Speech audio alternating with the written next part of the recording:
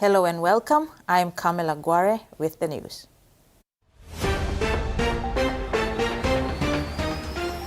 In this edition, Justice Ellis reappointed despite controversy, financial constraints delay progress of Connect PNG, and floating book fair arrives in Port Moresby.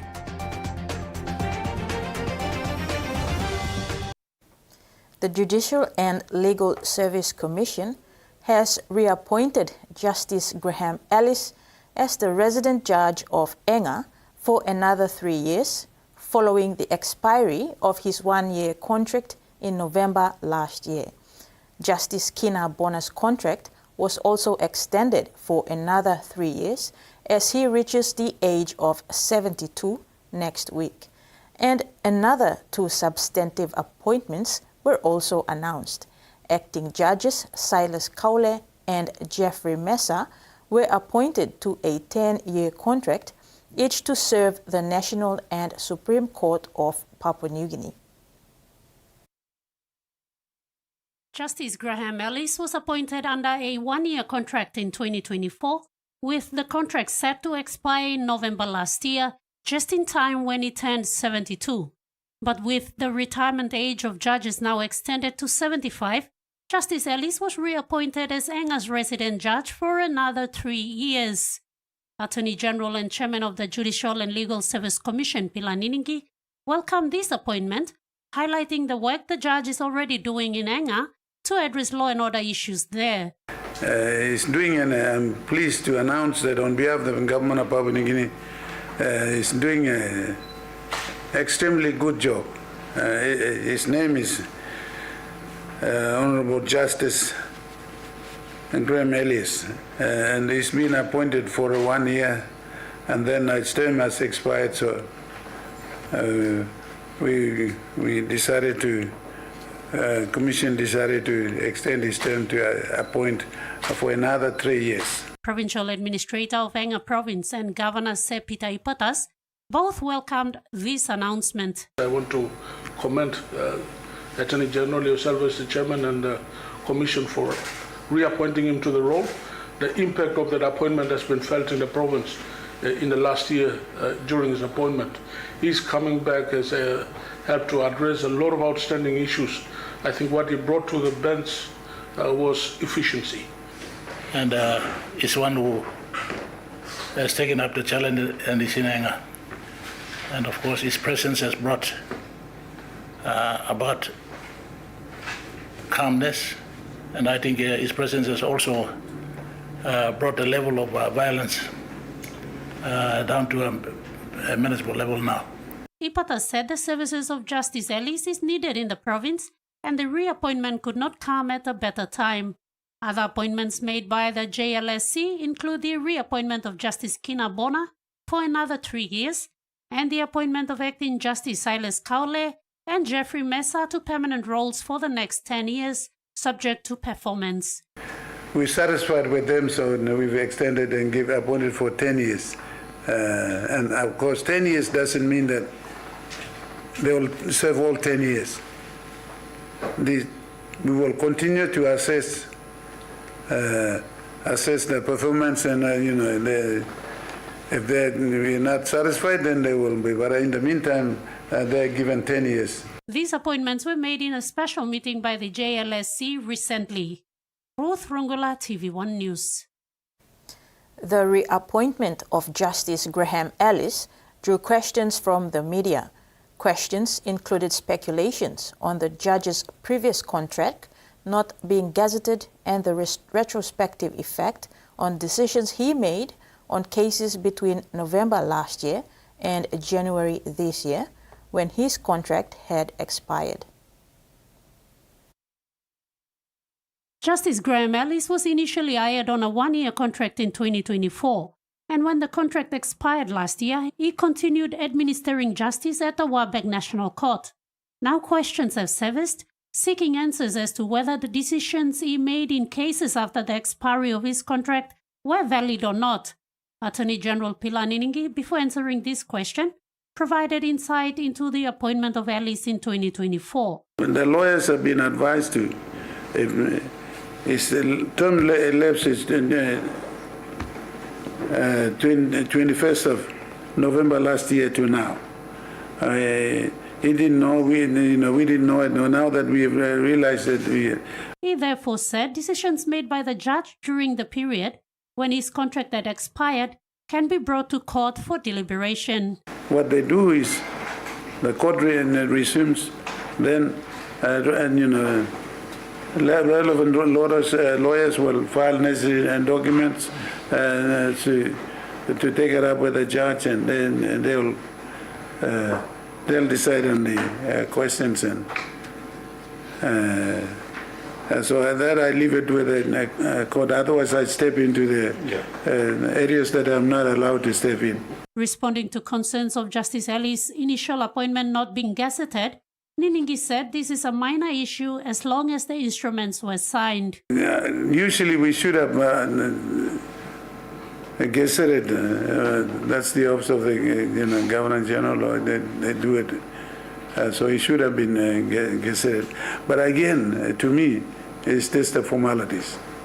And what matters is the instrument. Instruments appointment. It takes an office. It's nothing to do with the judge. If somebody decides not to gazette him, that does not qualify and disqualify him. Ruth Rungola, TV1 News. There are currently 14,000 active court cases against the state nationwide, and they are being handled by state lawyers through the Office of the Solicitor General. This is worth 10 billion kina and is being taken carriage by just 52 state lawyers, one lawyer handling 200 to 300 cases. Solicitor General George Akia revealed this staggering figure today during a MOU signing between his office and the Enga provincial government to set up an office in Wabeg. The MOU signed today now paves the way for the Solicitor General to have its presence in Enga. From the 14,000 active cases against the state, 400 cases are from Enga province, and the establishment of this office will go a long way to defending the state in matters like this. Our office has gone ahead with this particular arrangement to make sure that we support the judiciary as well as the provincial government as well as other state entities or agencies that are within Enga province, because we are the legally mandated lawyers for the state, and we are the only ones that can go and advocate before the courts. With plans to increase the number of state lawyers to 90 in the next few years, the Solicitor General's office aims to aggressively defend the state and help the state save money. Because once we are there on the ground, then we are able to effectively defend the state. Without the lawyers on the ground, then judgments are made against the state because we are not there. But if we can set up offices in the rest of the provinces, then it will help us to defend the total value that we estimate to be 10 billion. The state already has outstanding debts of $500 million kina, dating back to 2000.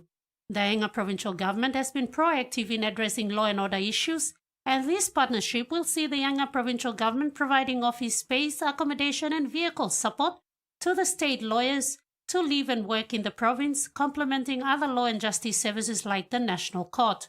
2 lawyers and 2 support staff will be based in Enga to handle cases on behalf of the state in the province. Ruth Rungola, TV1 News. The Public Accounts Committee inquiry into the Connect PNG program was told that financial areas has impacted the implementation and progress of the program. However, Secretary for Treasury Andrew Owaeke told the committee that despite the arrears, the government continues to implement the program and connect the 16,000 kilometers of key road under the Connect PNG program. The accumulation of these areas poses challenges in the timely implementation and resource allocation for the critical infrastructure projects under their initiative. This was heard during the inquiry held this week.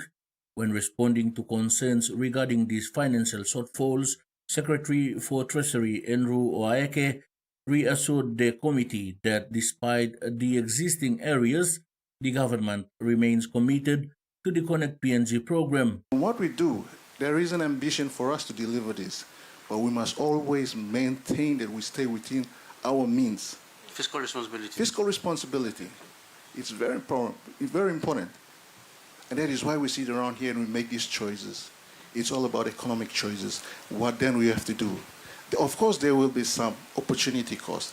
Okay, there will not be, everybody will be happy. But at the bottom line, at the end of the day, we get project implemented, we get all people connected, and whatever that we do out from these particular investments in these very important roads, we must get an economic returns out from this.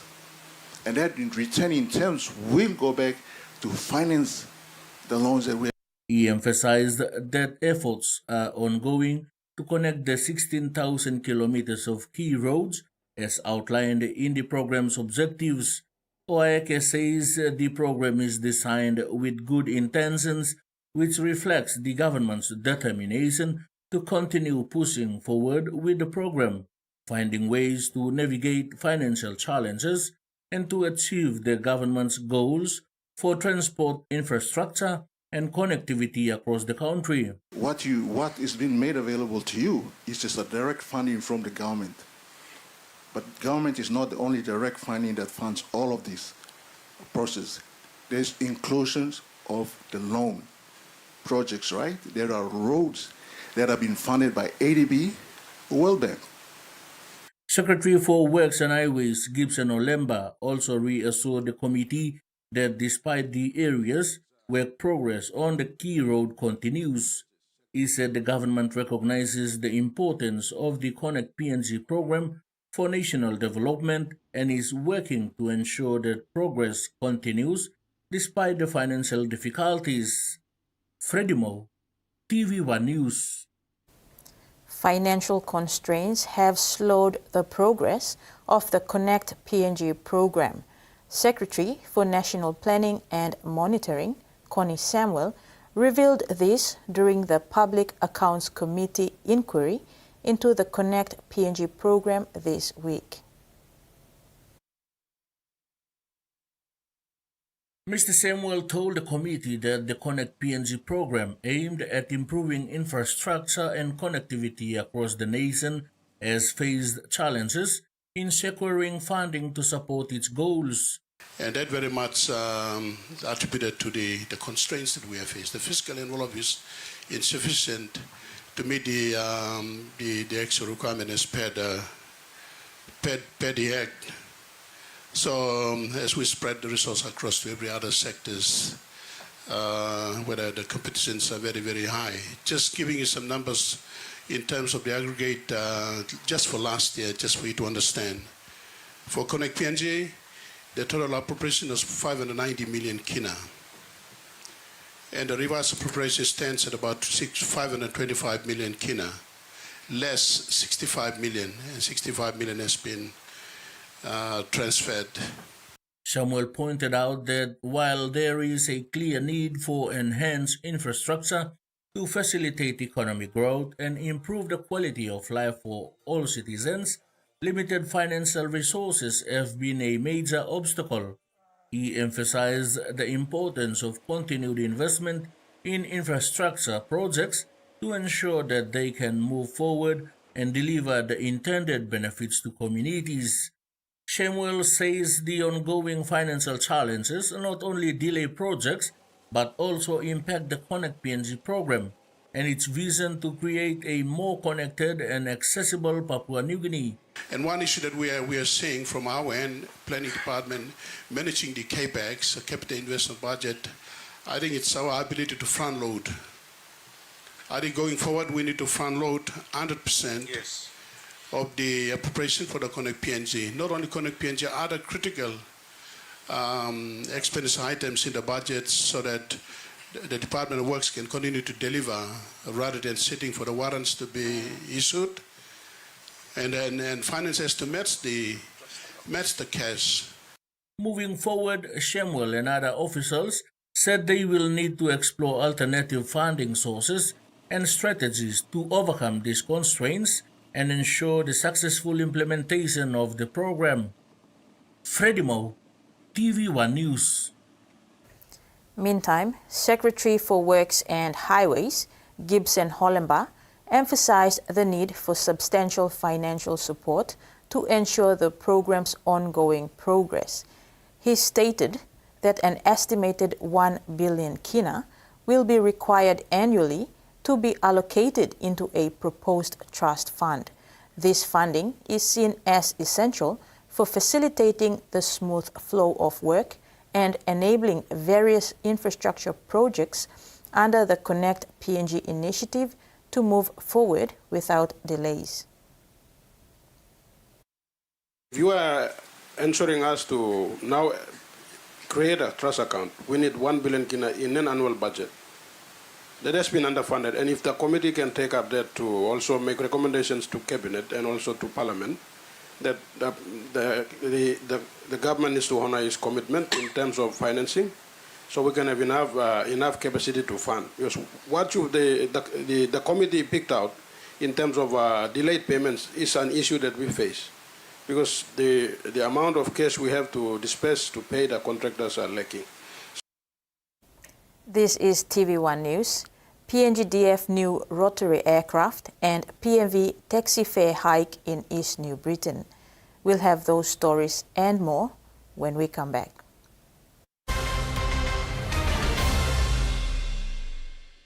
Banking doesn't have to be complicated. With PSP's One Talk Wallet, control your money wherever, whenever. Dial *131#, enter your PIN, select cash in or out, and generate a secure code to withdraw cash. It's the only wallet for cardless ATM withdrawals. Send and receive funds, pay for goods and bills, or withdraw cash with ease. All with PSP's One Talk Wallet. PSP's One Talk Wallet. Money made easy. Dial *131# today. And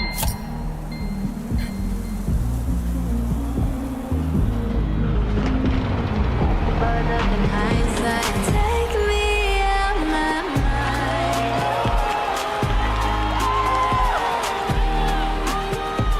Take me out my mind. When you're all in, anything can happen. Grab a Coca-Cola and enjoy the moment. Cold Power Citrus Blast uses stain-fighting active particles to remove dirt, grease and stains from your family's washing with less scrubbing and rubbing, reducing wear and tear and saving you time. Cold Power Citrus Blast has an amazing citrus fragrance that gives that extra freshness that will last all day long. Long year 2024, 7 baby i born one time HIV. HIV ikan go long baby long triple rot. Time bel mama I get HIV, long time long karen baby, na time baby is susu. Tasol yumi can help him bel mama, long look out him baby inside long bell. Go quick time long bel mama clinic, na kiss him antenatal check. Time yumi pan him sick HIV ariap, or time bel mama I positive penis, early treatment I can save him baby. Give him baby healthy start long life. Stop him spread long sick HIV eagle long baby. This lutok sawa ikam long National AIDS Council Secretariat. Meet YumiPay, your digital wallet from TISA Bank. Your gateway to seamless transactions. Withdraw cash anytime at your nearest TISA agent.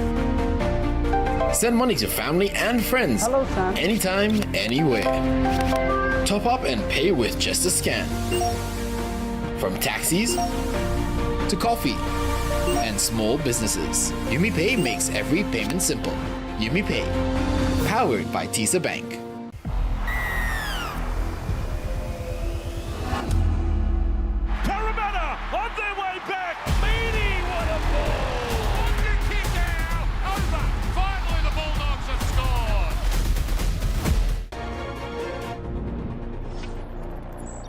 Join me, Tracy Pa, every Sunday for in-depth interviews,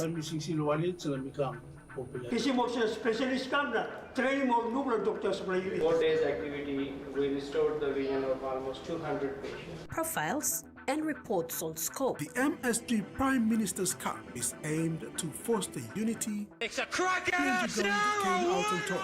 Only on TVWAN.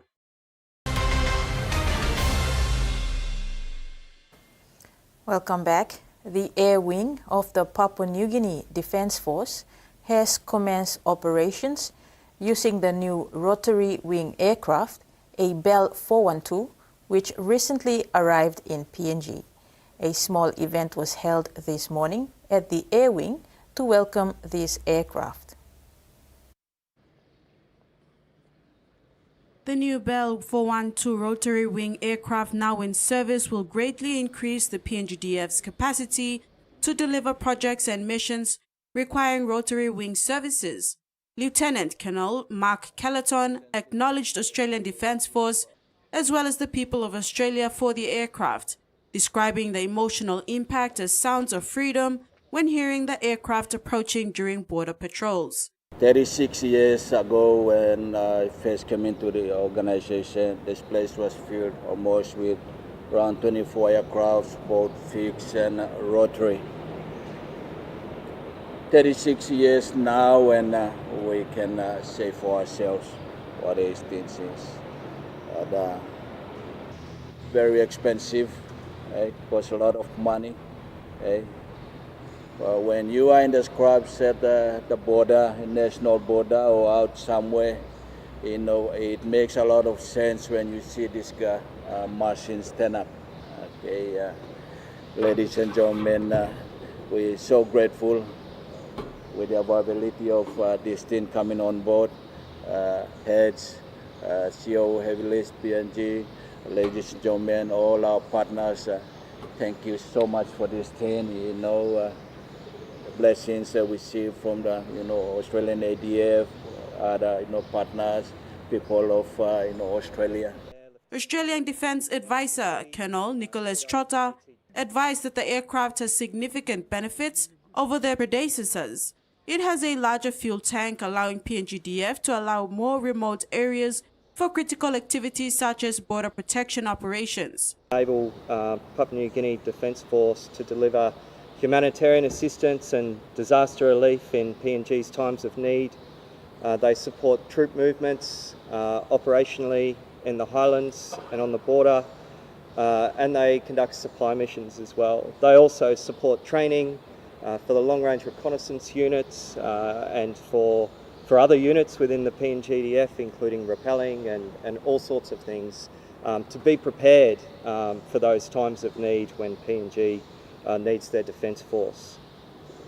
It has a larger fuel tank than the older aircraft. It therefore has increased range. It has a larger load capacity, additional 320 kilos it can carry. The old one had 2 blades on top. This one's got 4. Not being a pilot or anywhere near it myself, but I'm told that it delivers better operations. The aircraft will be stationed in Port Moresby for humanitarian assistance and disaster reliefs, pilot training and more. Jasmine Rojak, TV1 News. East New Britain Province will be seeing an increase in public motor vehicle and taxi fares. A press conference was hosted at the Gazelle International Hotel on Tuesday, February 3rd, where the Independent Consumer and Competition Commission announced that the base fare of 1 kina 40 for an adult passenger has now increased to 1 kina 60 toya. New Britain Province will be paying more with an increase in the fares for PMVs and taxi services. Commissioner and Chief Executive Officer of the Independent Consumer and Competition Commission, Roy Deggy, said these changes are as per National Gazette number G21, issued on January 9, 2026, which are now active across Kokopo and the wider East New Britain Province. It's not like a one-based approach.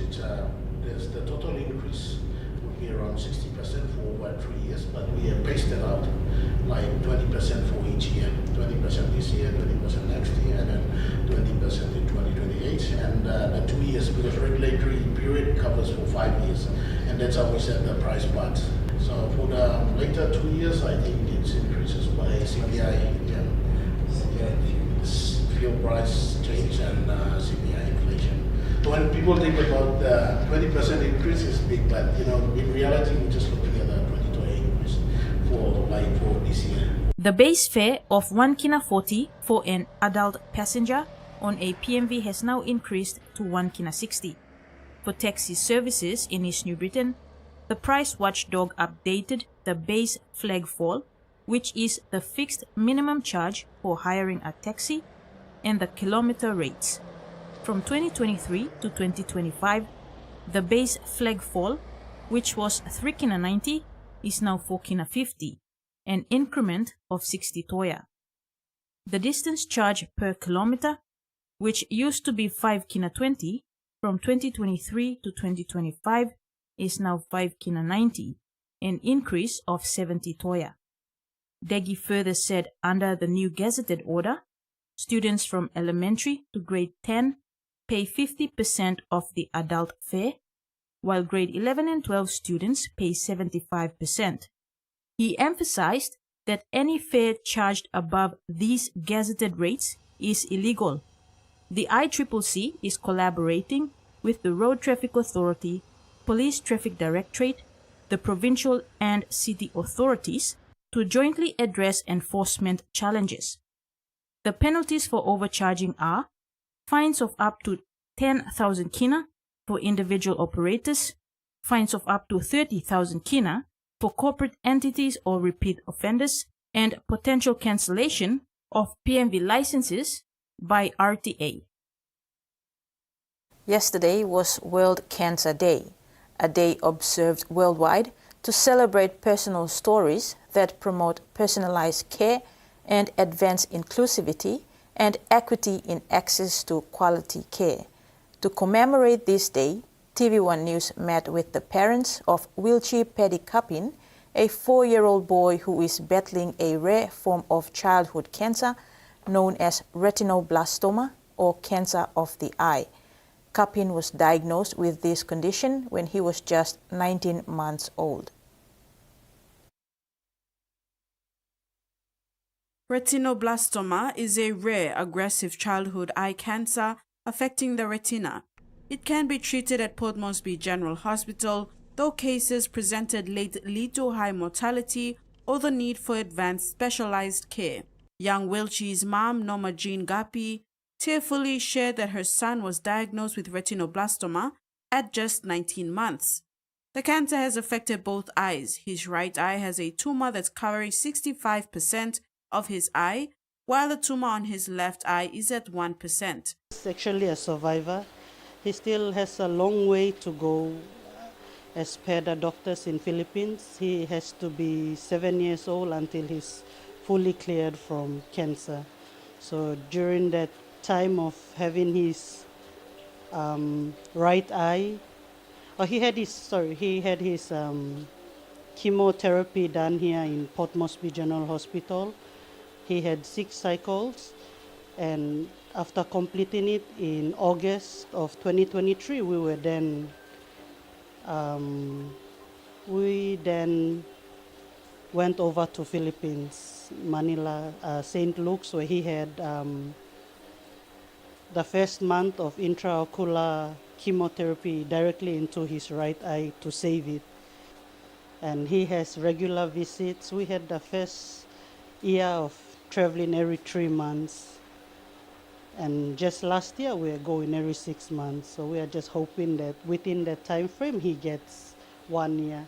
Wilchi had 6 cycles of chemotherapy done at PMGH, with an overseas travel to the Philippines in 2023, where he started receiving intraocular chemotherapy. His mother was grateful for the support she had received from family and those who supported in their fundraising drives to raise money for young Wilchi. It was really hard, like having to move to a new job, then him getting sick. But the company was really good, where they understood, the organization understood what I was going through, so they allowed me to work remotely from the hospital during his chemotherapy. Having the family support and the friends and strangers were just amazing. They came when we didn't expect it. Young Wiltshire will be traveling with his mother to the Philippines on Friday for oncology pediatric follow-up as part of ongoing retinoblastoma monitoring. I was already told the first time in POMGEN by the doctor, the oncology doctor, that it would be better to save his life than save his eye. So I had that in mind as we continued on his treatment plan, and what I always had that behind my mind, that we might as well save his life. At least he has one eye. One eye is more than enough to see the well for him. Jasmine Jack, TVWAN News. Meanwhile, Wiltshire's mother is calling for government support to improve conditions of the children's cancer ward at the Port Moresby General Hospital. It would be nice if the government can look into the ward. At this stage, that the childhood cancer ward 1E is next to the morgue and the mental clinic, and they don't have proper space to play around as kids. Most of them come from different provinces and they don't have families. And it's like you have 12 beds and only one toilet and shower. And then for kids that get sick during chemo, you have to wait for one to go, one to come out. So most of the time, parents are not like using the toilet. We're just supporting the kids, trying to keep it clean for them. Now the finance news. The kina closed unchanged at $0.2336 in the interbank market. At Bank South Pacific, our kina was buying $0.2261, $0.3196 Australian dollars, $0.1834 euro, and 35.19 Japanese yen.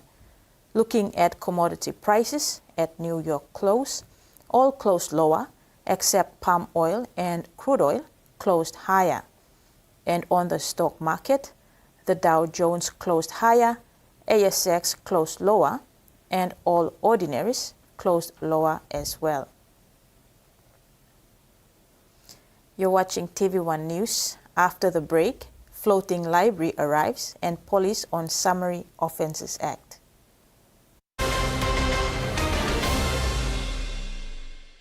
For too long, banking has felt out of reach for many. But now, PSP's One-Took Wallet is here to change that.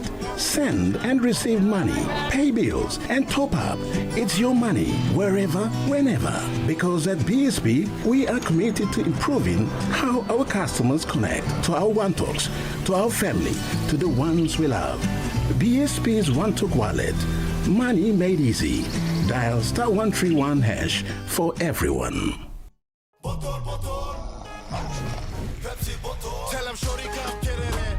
Come grind on me, but mommy get loose, get loose, get loose. Pepsi in my hand, ice cold, no excuse. I tell him who's gonna bring the roof down. Pepsi with the fresh sound. Tell him who's gonna bring the roof down. Pepsi with the fresh sound. Pepsi, give me some Pepsi bottle. Pepsi, you like it? Pepsi, you like it? Pepsi bottle. Start your day by doing the 1, 2, 3 with Colgate. Wake up. Brush your teeth.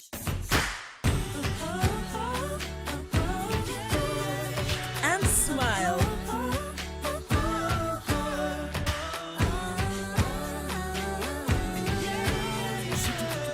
Smile throughout your day with Colgate.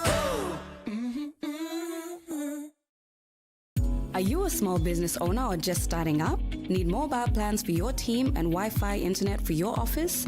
But also need flexibility, simplicity, and value? Then the Digicel SME Club is for you. Digicell's SME Club will keep your business connected with the best rates in PNG. Affordable mobile plans with unlimited in-group calls, SMS, plus international minutes. Enjoy fast, reliable internet tailored for your business, starting from just 375 kina per month. With Digicell's SME Club, there are no contracts and no security deposit. Just seamless 24/7 dedicated customer support, a loyalty rewards program, and monthly discounts when you pay your bill using Digicell Cell Money. Keep your business connected and thriving with Digicell's SME Club. Contact us today on 7373-0000 or dial 126 for details. Your business deserves the best. Join Digicell's SME Club today. Fullback Cochrane with a cover, will have a crack at the corner. Goes to Duffy, Duffy kicks the Burns, Burns does the rest.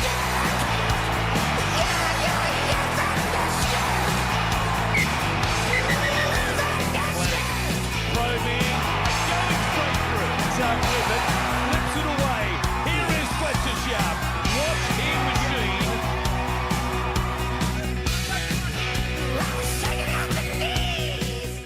The NBA on ESPN is happening now. We don't know who's going to catch fire or who will shock the world, but we do know that for tip-off, Christmas, finals, and everywhere in between, ESPN is your home for hoops. Okay, Car, don't hurt me. Never done it before. It's so ridiculous. Roadkill starts Monday 8:30 on Turbo.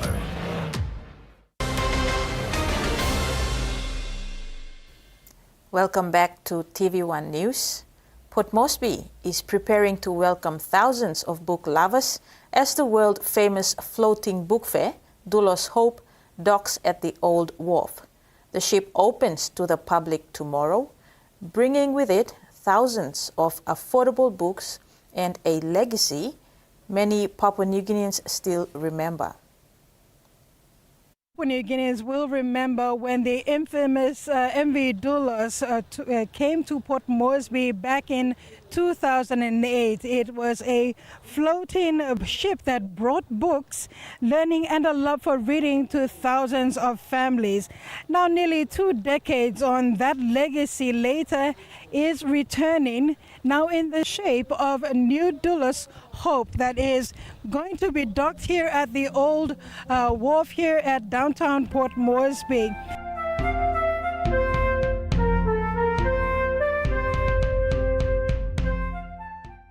After days of anticipation, the Dulos Hope has arrived at Port Moresby's Old Wharf, marking the first time the floating book fair has visited the capital. On board are more than 2,000 book titles covering subjects such as science, medicine, arts, languages, faith, cooking, and sports. There are also children's books, academic texts, dictionaries, and atlases, making the floating book fair a family-friendly destination.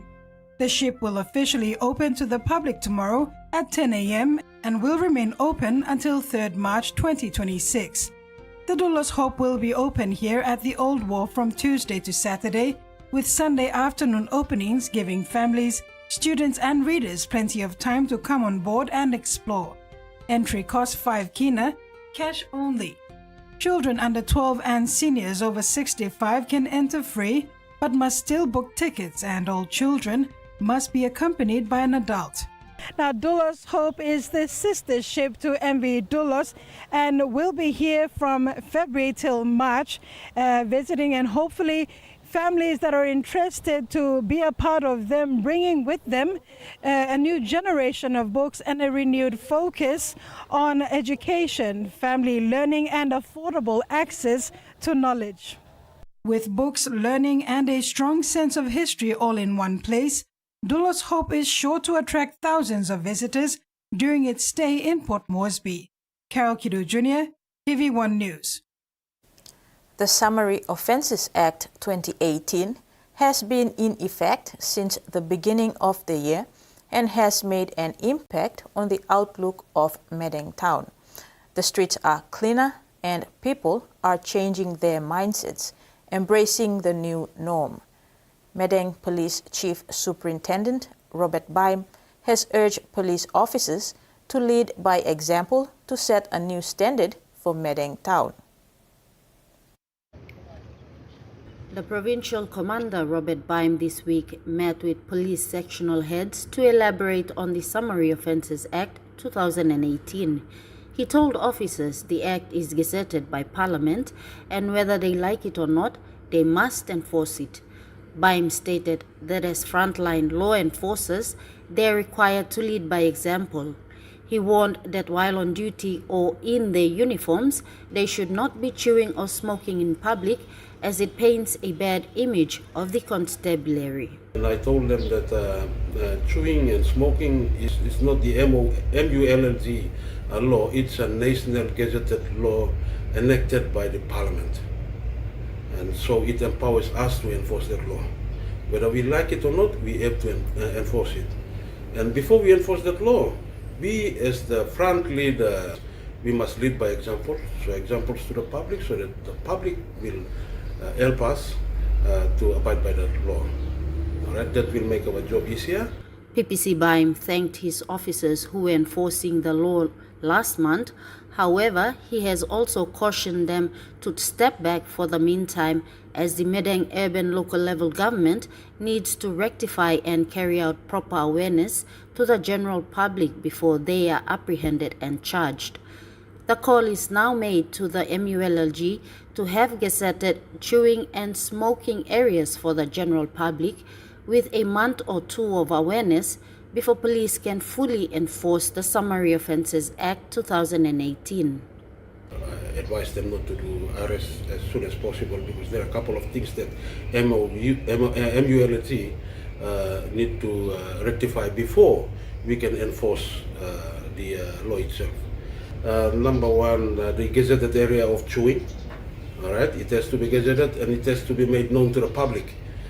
There have been a few criticisms and calls to the PPC over the weeks by the general public posting on social media claiming that a few police officers were not in support of enforcing the Summary Offences Act 2018 and the General Cleanathon, which had been ongoing since last year, the recent one being on the 31st of January. The PPC clarified that he supports these new initiatives. Alice Peter, TVWAN News, Madang. SP Brewery's gender-based violence campaign will target public servants through a partnership with the government and National GBV Secretariat. The partnership will focus on training public servants and raising awareness in communities nationwide.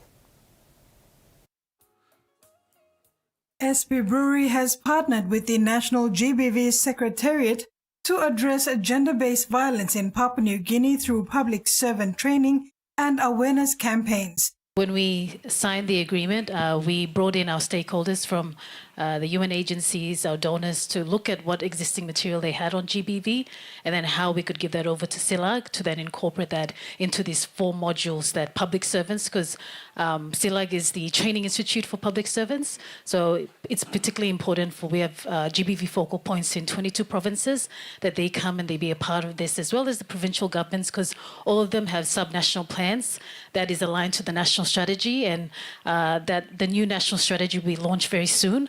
And so it's just important that everyone who's doing this work, who's on the ground, actually understands what GBV is and becomes champions, just like what the slogan says. It's not just us at the GBV Secretariat to do this, but everyone who works in government, private sector, and the whole community.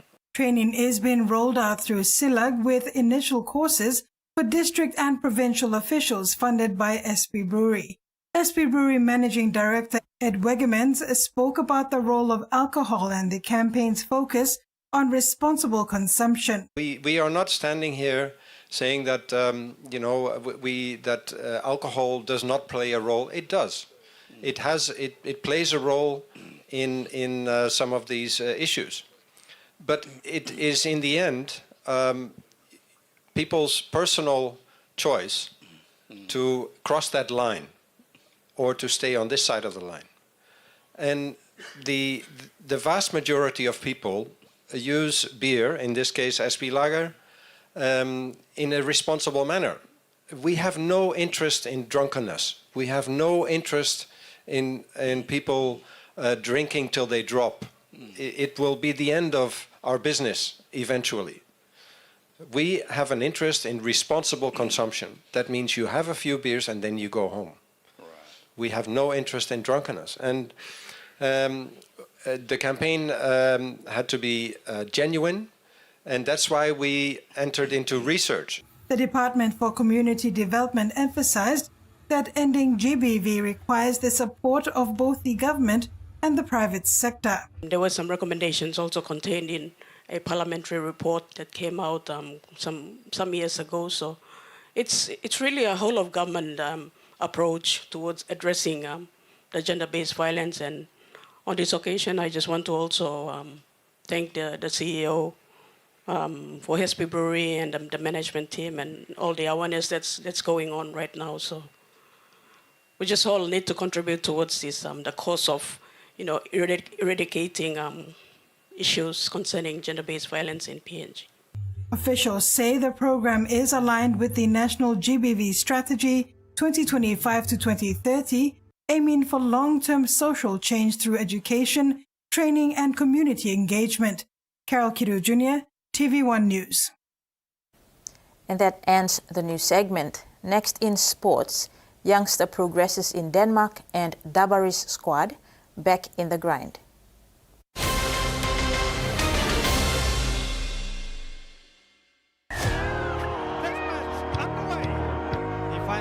Johnston with some room to move.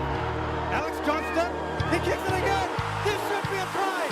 Alex Johnston did. It's an unstoppable rush. Taking that extra mile, pushing beyond the limit, and making it happen. Fueling the passion for rugby and empowering the next generation. Feel the power. Life is about making memories. Sharing new adventures. Go beyond the familiar. Don't let bacteria hold you back from experiencing the world.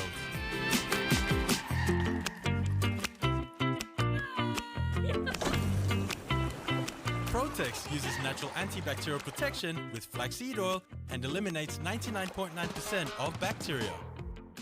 Free yourself. Go beyond with Protex. Dad's gonna be home soon. Dinner's not ready. He's gonna be mad. Mom's trying her best. If it's not ready, oh no.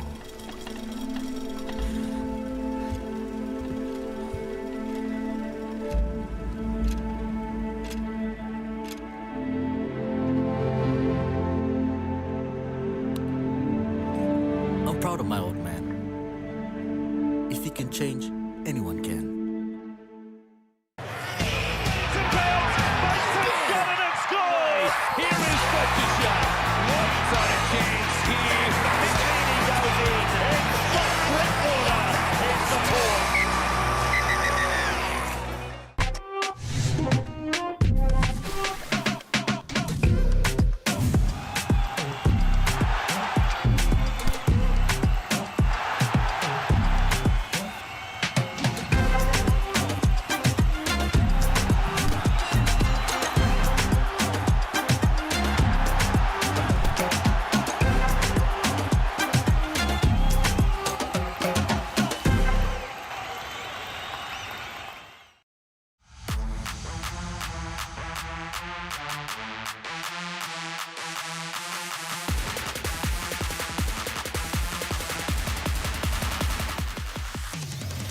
Risky, and here they chip it to the gift to make it 2-1. Danny DaCosta has the beating of him harder with the header. Oh, that's brilliant. It's a minor!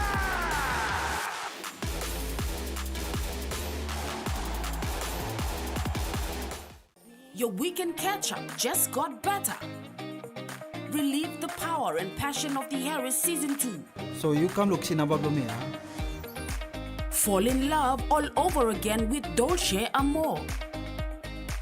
And And don't miss the thrilling twists of Brothers Chapter 5. Stop this bickering! 3 hit Filipino dramas waiting for you this February on TVWAN Plus. Your home for the best stories all weekend long.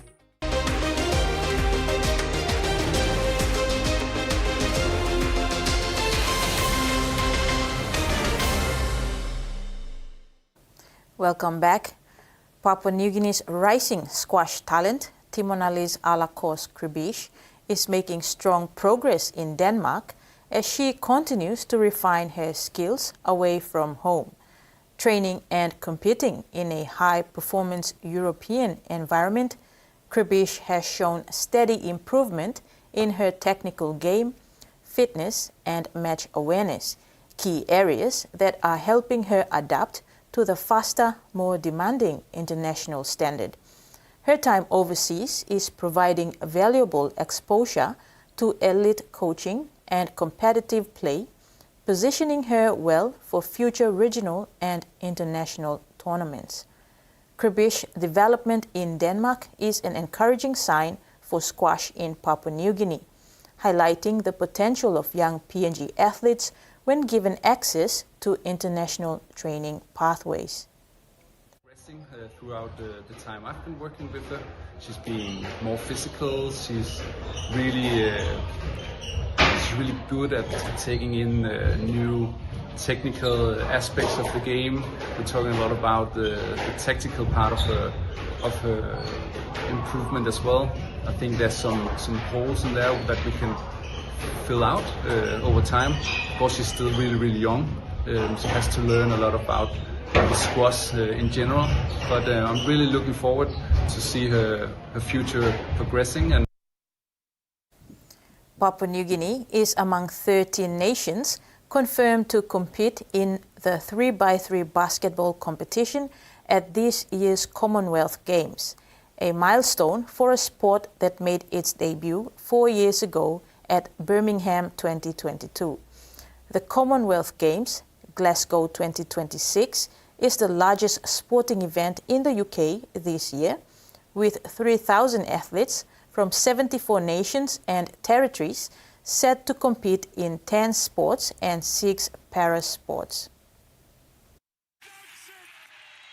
Taking place from the 24th July to 29th, the 3x3 basketball is a fast-paced half-court format of basketball.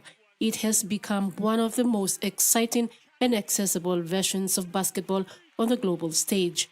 It is played by 2 teams of 3 players, using 1 hoop and a 12-second shot clock to keep the action constantly moving.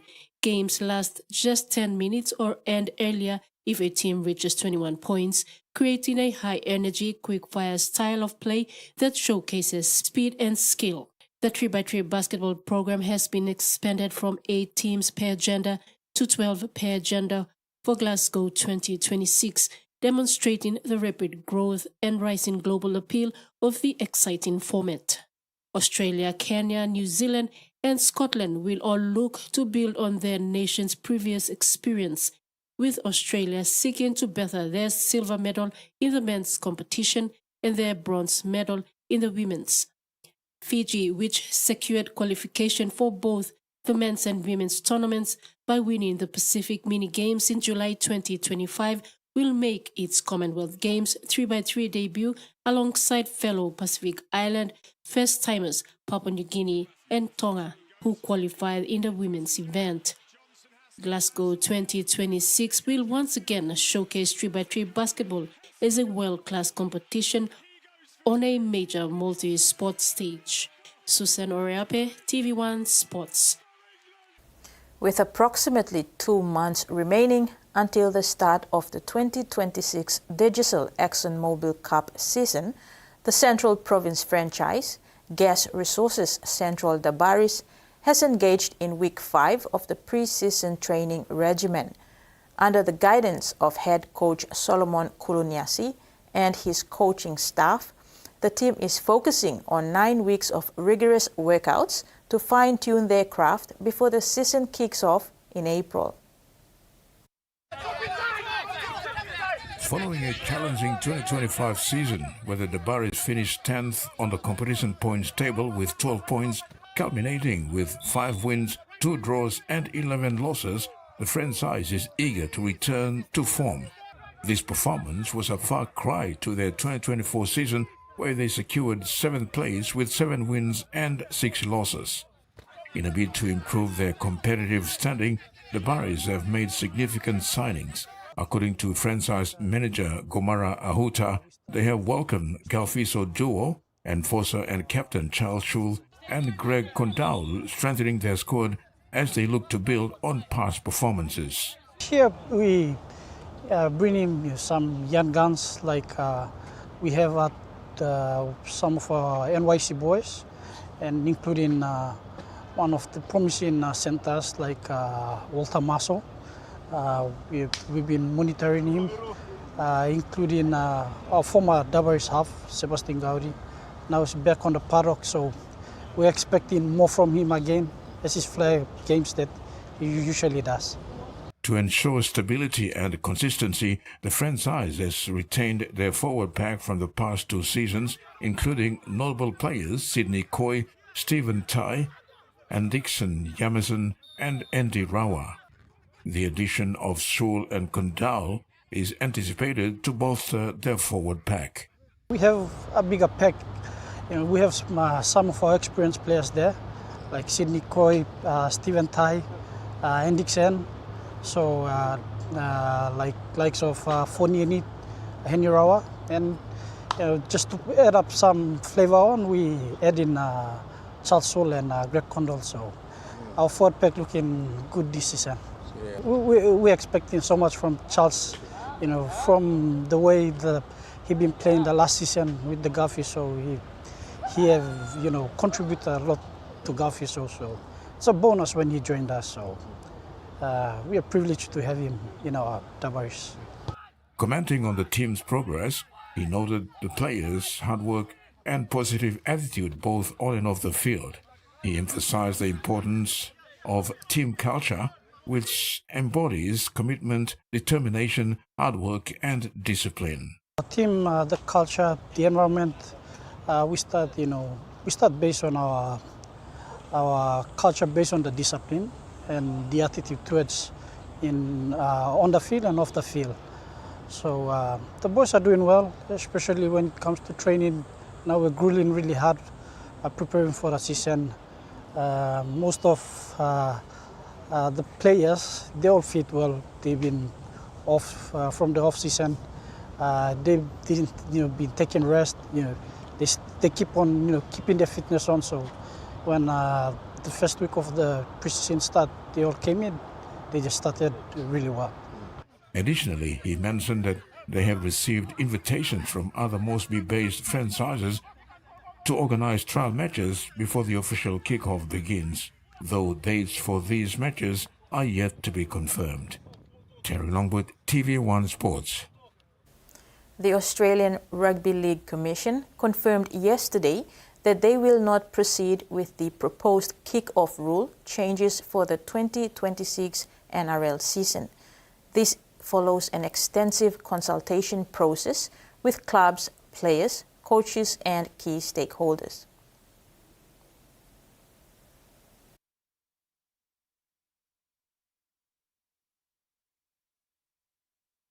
After careful consideration of the feedback received during the consultation period, the ARLC has decided not to proceed with the proposed kick-off rule change, which would have allowed the conceding team the option to kick off or receive the kick-off following a try. The ARLC acknowledged the strong engagement from stakeholders and noted that while the proposal was initially supported in principle, consultation identified a number of concerns. Accordingly, the existing kick-off arrangements will remain in place for the 2026 season. Following consultation, the ARLC has approved the introduction of the following on-field rule changes for the 2026 season. Trainers' rules. Trainers will be restricted from entering the field of play to prescribed and clearly defined circumstances. This will ensure player safety remains the priority while reducing unnecessary intrusions by trainers carrying messages. Interchange rules. Teams may interchange 4 players up to 8 times per match from a squad of 6 players, 14 to 19. Accidental breach in goal. There will be no 7 tackles set following knock-on in goal by the attacking team. Restarting a tackle count. For certain infringements beyond the 20-meter line, the tackle count will restart, replacing the current 40-meter threshold. The ARLC has also endorsed a trial of proposed rule regarding the non-scoring team having the option of kickoff or receiving from the restart. The change will be trialled in the games with no bearing on the finals at the back end of the 2026 season before further consideration. Further education materials and officiating guidelines will be provided for clubs and match officials ahead of the 2026 season. ARL Chairman Peter Valandis said the decision reflects the Commission's commitment to a consultative approach to rule changes. Terry Longwood, TV1 Sports. And now, the weather.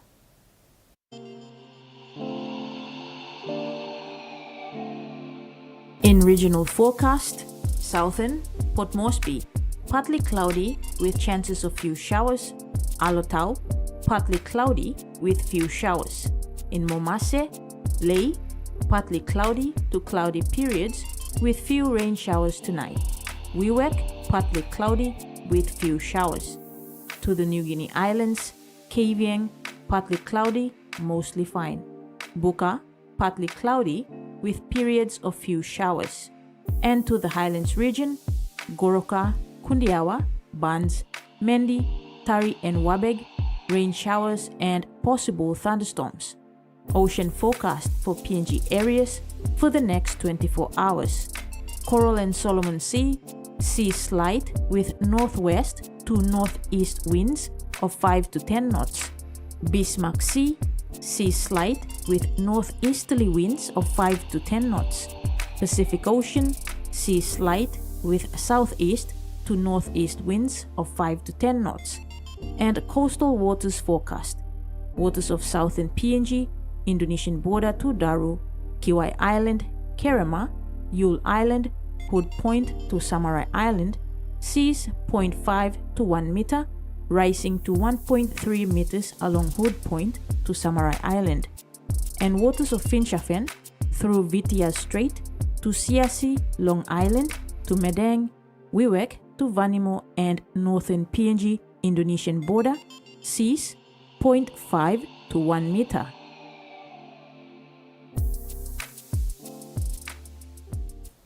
That wraps up the news. Pleasant viewing. Good night.